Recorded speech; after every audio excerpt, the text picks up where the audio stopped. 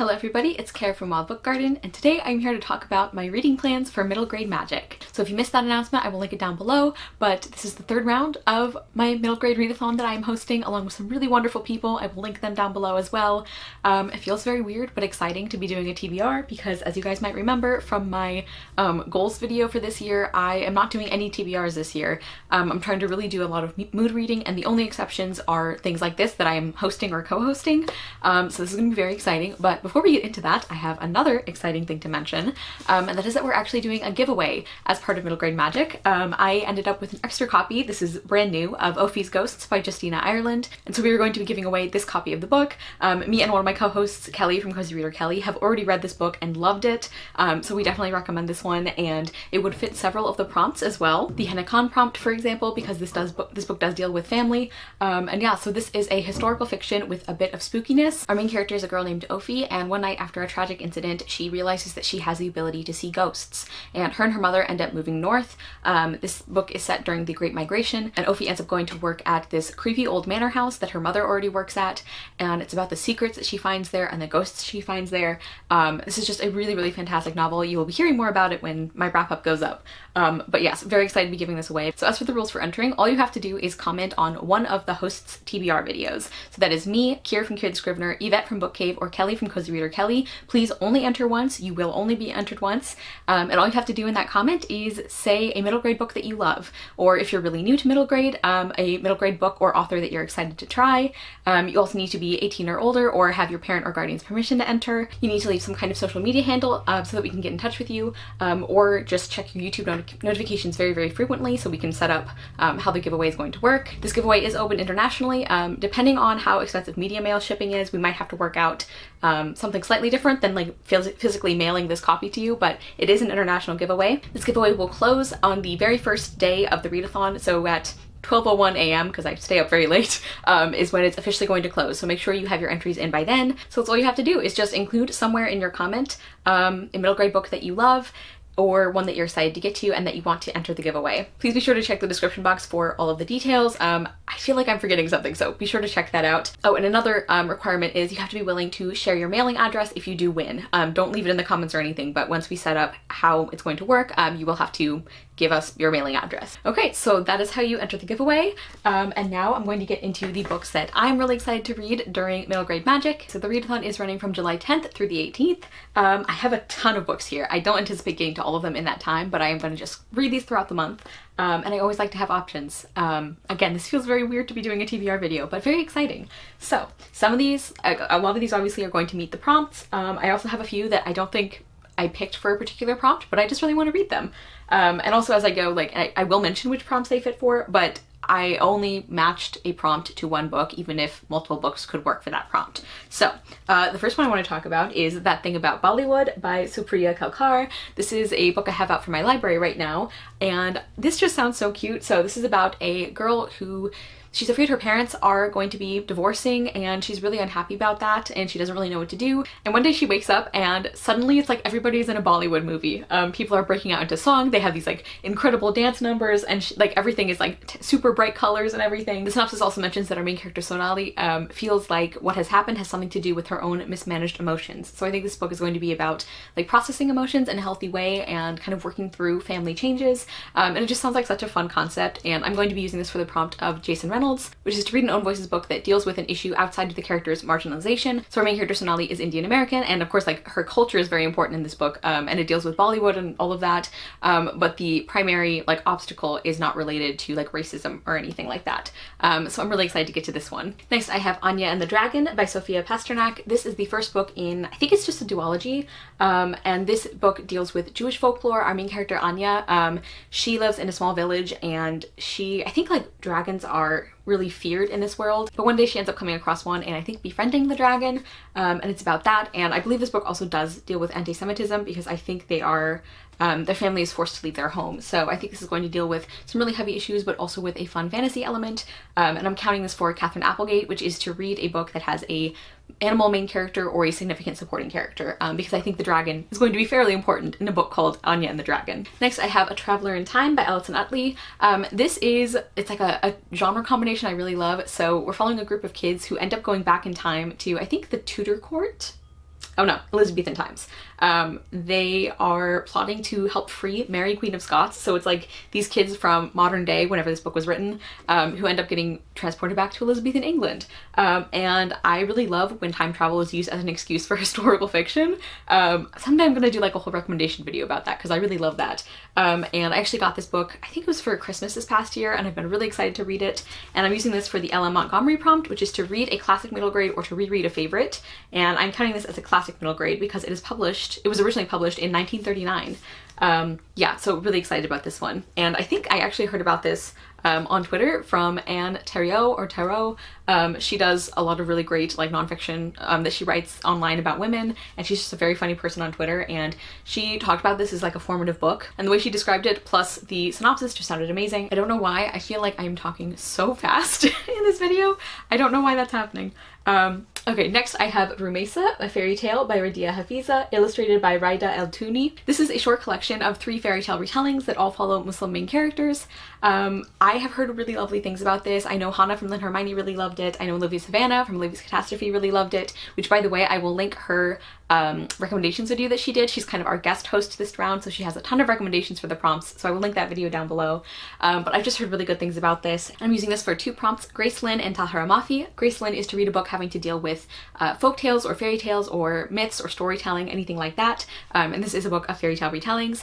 And I'm also using it for Tahereh Mafi, which is to read a book that will take you out of this world, because this is set in a fantasy world, I believe. Next is one of the books that I don't have for a particular prompt, but I just wanted an excuse to read it, and that is Harbor Me by Jacqueline Woodson. I read Brown Girl Dreaming by Jacqueline Woodson earlier this year and absolutely fell in love with it. That was my first Jacqueline Woodson book and definitely not my last. So I've been really excited to read more from her, and this is a very short middle grade novel, and it deals with a group of kids who, I think it's just like set in a classroom. I don't know if they have like detention or they're staying after class or what, but they all end up talking together, and it's about like the different things that they're going through and how every kid has something that they're struggling with. And like, this just sounds really wonderful, and I love Jacqueline Woodson's writing. Just after having only read one book of hers, I'm like fully on board the Jacqueline Woodson bandwagon. So I don't have this down for a particular prompt, despite the fact that Jacqueline Woodson is the name of one of our prompts, but I am hoping to read this. I'm just really excited to read more from this author. Next, I have The Birchbark House by Louise Erdrich. And this is the one I'm actually using for the prompt of Jacqueline Woodson, which is to read a book by a famous and or prolific author that you've never read from before. Louise Erdrich is a very well-known, very well-loved author, and I've never read something from her. I've been meaning to for a while, and I just haven't. And The Birchbark House is the first book in a series that I think is like similar idea to Little House on the Prairie, but it's by a Native author and it's centering a Native family. And I just like am really excited to read this. I'm looking at the back and I don't see the book identify which tribe or nation the main character belongs to. I know Louise Erdrich is a member of the Turtle Mountain Band of Ojibwe, so I don't know if that's maybe what the main character's tribe and nation is as well. But I'm really looking forward to reading this and to finally reading something by this author. Okay, so this next book, I have like a little story time about how I ended up picking this book up because it was kind of funny. That is A Daughter of the White Rose by Diane Zoller. So before I get into that, the prompt I'm using this for, let's see, is Roshani Chokshi, which is to read a book by an author that you've only ever read young adult and or adult books from. Because a long time ago, I read a fairy tale retelling. I'm pretty sure it was by Diane Zoller. I think I gave that book 1 star. I truly don't remember what it was I hated so much about it, but hopefully I like this one better. But yeah, so this book, it was on my like first trip into a physical bookstore since lockdown started, which I was very grateful for. That was one of the ways I celebrated being fully vaccinated, is I actually went into a bookstore, and it was just really lovely. And so I was browsing around, and I think I saw the spine or the cover and I thought it looked interesting. I picked it up. I really do like this cover, and I was reading about it, and it made me think of, it says it's based on a true story, and it's like about like some kids and who I think are like being kept in a tower, or I don't know, something like that. And it made me think about the Read the Renaissance Book Club, which the books that they're reading for this second quarter of the year are based on Elizabeth Woodville. And I had been planning to read along. I still haven't read those, so maybe I won't make it this time. But I've been planning to read along with that. And when I looked up Elizabeth Woodville, because I didn't really know, like there's like certain sections of English like royal history that I just know nothing about, and I didn't really know anything about Elizabeth Woodville. And so I looked her up, and something I did find is that she was the mother of the Princes in the Tower, which is a story I have heard of, which is super interesting and really like weird and messed up, but just fascinating. So I went down that Wikipedia rabbit hole again and was reading about that. And then when I saw this book in the bookstore, I was like, wait, is this like a Princes in the Tower retelling or something? Like, what's going on? And I kind of thought that's what it was, and it just sounded interesting, so I got it. But then I was reading about how like it's based specifically on a real story, and I'm like, I don't know that a retelling of this like famous tragedy and like unsolved mystery, possibly murder, I don't know that that's the vibe this book cover is giving me. So anyway, long story, not short anymore. This is about a different incident in history that I don't know anything about. So as far as I know, it is not connected to the princes in the tower, although it does mention Richard III, and the prince is imprisoned in the Tower of London by his scheming uncle, Richard III. So like, I don't know, maybe I'm right after all. Who knows what this book is about? But I'm really excited to read it. Then for the Kacen Callender prompt, which is to read a queer book, I hope to be getting to Dragon Pearl by Yoon Ha Lee. This is part of the Rick Riordan Presents imprint, and this is a sci-fi, and I don't actually remember much about it. I know people have been really enjoying this one. I think this book deals with grief quite a bit, and Yoon Ha Lee is a queer author. I don't know about the representation in this book. I think there is some, but yeah, like I hope I can get to this. I will have to be reading it on ebook, and I don't read a lot of ebooks, and I'm very slow with them, so we'll see if this works out. But I really am interested to try this one. I haven't read anything by Yoon Ha Lee before, but I have friends who really enjoy his work, so I hope I am able to get to that one at some point. And then for the Kwame Alexander prompt, I have Amber and Clay by Laura Amy Schlitz. So Kwame Alexander, that prompt is to read a novel in verse, and this is a novel in verse. I think there's like a couple of sections that are told in prose, but primarily this is verse, and like just really interesting perspectives. And I will be buddy reading this with Mariana from Mariana Mas Books, who just started her channel. I will link her down below. Please give her some welcome to booktube love. Her first video was the mid-year book freakout tag, which was a ton of fun to watch. So we will be buddy reading this, and we're gonna be taking a few weeks to do it, and we will, I think, be overlapping with the readathon. So that is the plan for that prompt. I know Mariana has already read and loved this. It's her favorite book of the year so far. So this is a reread for her, and I know she loves it, so I'm even more excited. Yeah, so this follows I think it follows two main characters, and one is a wealthy young girl and one is a slave boy, and I think it follows like their lives and their friendship. I think this is going to be a very like heart-wrenching book in places, and it's also partly narrated by, I think, the Greek gods. Like, I think, is it Apollo or Hermes, or I don't know, some of the, yeah, Hermes at least is one of them. And yeah, I'm just really excited. This is a lot of things that I love together: novel and verse, Greek god storytelling, emotional middle grade. I just think this is going to be really fantastic. And I know Mariana mentioned that the characters specifically just like really get you in the heart. I'm ready to be sad. No, like, I think there's going to be happy moments too, but like, I think this will be a very emotional book, and I think it's going to be very well balanced between emotions, so not just like very sad or anything. Yeah, can't wait to get to this. Next, I have Ancestor Approved: Intertribal Stories for Kids, edited by Cynthia Leitig Smith, and this is a collection of stories by a bunch of different Native authors, and you can see I have a bookmark in it because this is one I mentioned when I first got it. I picked it up and started reading it, and I already am loving it, but I didn't like officially start reading it because I was reading a bunch of other things, so I'm finally getting back to this, and I'm really excited to do so. I think this is a beautiful cover, and this is just an anthology. It's all set at one powwow, I believe, and it follows a bunch of different kids and their stories, and yeah, I just can't wait to like actually pick this up officially and finish it.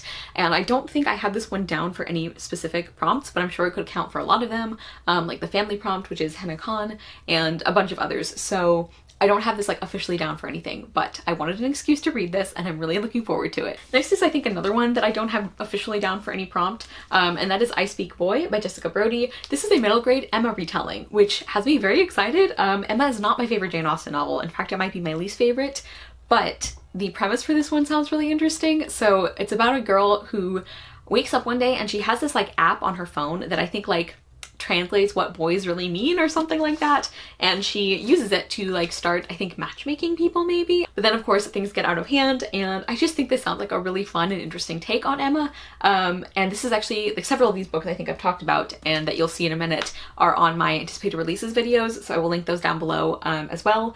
But yeah, I just want an excuse to read this. I think it sounds like a lot of fun, and it would be cool to have an Emma retelling that I really enjoy, because I don't know if I've read I don't know if I've read any Emma retellings before, probably partly because it's not my favorite Austen novel. Speaking of anticipated releases, I also have Sugar and Spite by Gail de Villanueva.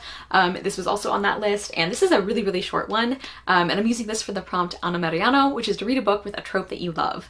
And I mentioned even in that anticipated releases video that this book does something I find really interesting, that I really enjoy in books, which is basically talking about love potions and how messed up they are. I just find that a really interesting thing to read about, and our main character is a girl who she uses a love spell to try and get this other girl, I think, to stop being mean to her. And it goes wrong and it starts affecting the whole town, and chaos ensues. And the synopsis specifically, I think, mentions, yeah, so in the synopsis it says, but magic comes with a cost and bad intentions beget bad returns. Controlling another person's ability to love or hate will certainly have consequences. The magic demands payment, and it is about to come for Helena in the midst of a terrible storm. Magic and reality mingle in this brilliant novel about true friendship. So I just think this sounds really, really lovely, and I can't wait to get to it. I also think the cover is gorgeous, and there's some really cute animals on the cover too. So yeah, I've been saying this about like every book, but I truly am excited for all of these, so I'm sorry for being so repetitive. Next, I have Root Magic by Eden Royce. This is a book that has gotten so much love and attention this year, and I'm really looking forward to reading it. So we're following two siblings. I think they're twins, I think. Yes. And they end up going to stay with their grandmother. This is set during the 1960s. And their grandmother starts teaching them root magic, which is like a traditional form of like magic and medicine, I believe. But then it sounds like they end up having to confront a supernatural threat as well as a human threat. I believe this book does deal with racism. I've just heard so many people say good things about this. I'm really looking forward to getting to it. I've heard the family relationships are great. And yeah, I'm excited. And I'm counting this for the Frances Hardinge prompt for a couple of reasons. One, because this book sounds like it's going to get a little bit spooky in places, and I think that's still something that people don't necessarily think middle grade does. And another reason, probably the bigger reason, is that I think this book is a good example of the really heavy topics that middle grade can tackle very, very well. And that's another thing that I think people who don't read middle grade, I think some people who don't read middle grade still assume that it's always light and fluffy. And that's very much not the case. Like, I'm sure there will be moments of light and, you know, family and friendship and all of that, but it sounds like it's going to deal with some really heavy material as well, which many middle grade books do. So yes, I'm counting this one for Frances Hardinge, and I've just heard great things about it. And then finally, the last book I'm going to talk about, I know this is a lot, but I'm gonna just like spread these out throughout the month, is Cici Rios and the Desert of Souls by Kayla Rivera. This one was also on my anticipated releases list. And in this one, it's like a desert setting, and our main character is a girl who, I think her sister goes missing, and she ends up teaming up with a criatura. I think they also took her sister from her, and his name is Coyote, and he has kind of a soft spot for humans, and they end up teaming up to try and get her sister back. And I don't feel like I've heard many reviews of this one, but I think it's been well received, and I'm just really excited to get to this. And I'm reading this for the Henna Khan prompt, which is to read a book that deals with themes of family, because the plot of the book is based on the main character going to rescue her sister. Yeah, so excited to get to this one. I also want to like mention how pretty these last three spines look together. I just think that's so pretty. Like all the bright colors and everything. So those are the many, many, many books I have on my list for middle grade magic. When I do TBRs, I always go overboard, so I'm not that worried. And I am just so excited about all of these, and we'll see which ones I can get to during the actual readathon, but these are all books I want to read anyway. Again, check the description box to refresh yourself on how to enter that giveaway for Ophi's Ghosts. Remember that you can enter on any of the hosts' TBR videos, but only enter once. And let me know if you are excited for middle grade magic. Let me know a book that you're planning to read during the readathon that you're really excited for. Thank you guys so much for watching. I will see you soon with another video, and I hope you love the next book you read. Bye!